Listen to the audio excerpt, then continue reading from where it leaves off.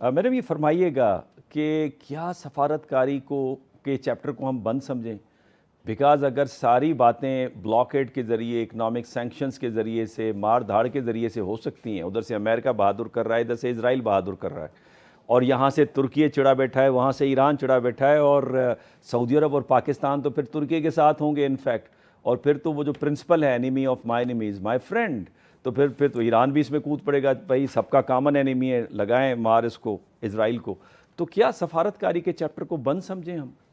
बहुत शुक्रिया डॉक्टर साहब, अपने प्रोग्राम में बुलाने को। बड़े अरसे बाद आप दिखे हैं। जी बहुत शुक्रिया। बस आप तो ईद का चांद बन गए थे। And doctor Cheema, good to see you again. ये बहुत गंभीर सिचुएशन है।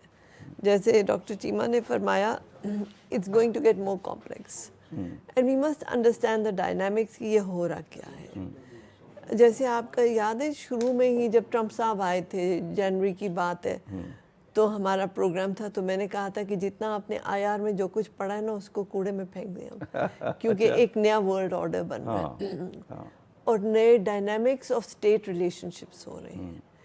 आप और मैं जो पढ़ते आए हैं आईआर, वो पोस्ट वर्ल्ड वॉर 2 की जो डायनामिक्स थे, कोल्ड वॉर का डायनामिक्स थे, हम उन थियरीज और उन माइंडसेट से इंटरनेशनल रिलेशंस को उस प्रिज्म से देखते हैं।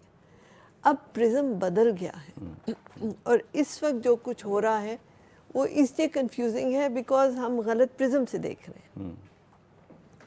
अब आप देखिए कि हमने पहले भी ये डिस्कस किया कि greater Israel is a theory जो कि इम्प्लीमेंटेशन हो रही है, और जैसे डॉक्टर चीमा ने फरमाया कि नेतन्याहू को ना सिर्फ अपना सियासी बल्कि अपना ज़ाती मुस्तकबिल भी तारीख लग रहा है।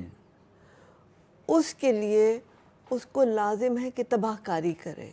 अच्छा, और वो इसी वजह से गजा पीस प्लान भी नहीं मान रहा। एग्जैक्टली, क्योंकि अगर वो मानता है तो वो इलेक्शन हार देता है। उसका जो मिनिस्टर है फॉर इंटीरियर बेनगुइर, उसने कहा है जी कि फ़लस्तीनी इंसान ही नहीं है और रोज़ रात को गजा के 40 से 50 बंदे मारे जाने चाहिए, कत्ल होने चाहिए। वो उसने अपने लोगों को ये एक क्योंकि इलेक्शंस आ रहे हैं, तो वो मैक्सिमलिस्ट और वायलेंट उनकी जो साइकी है वो उसी में, जिस तरह आपका ईस्टर्न नेबर जब इनके इलेक्शंस आते हैं तो पाकिस्तान को वो बुगी बना लेते हैं जी। वहाँ पे फ़लस्तीनियों को बना लेते हैं और मुसलमानों को बना रहे हैं। सो वो इस वक्त उनके, आप रिटोरिक देखें, अभी ईयू ने उनके खिलाफ सैंक्शन बेनगुइर के खिलाफ ही किया है कि कैसे एक इंसान इस तरह का वो कर सकता है। इंटरपोल के ऊपर खुद इसकी गिरफ्तारी की डिमांड कर दी है नेतन्याहू की।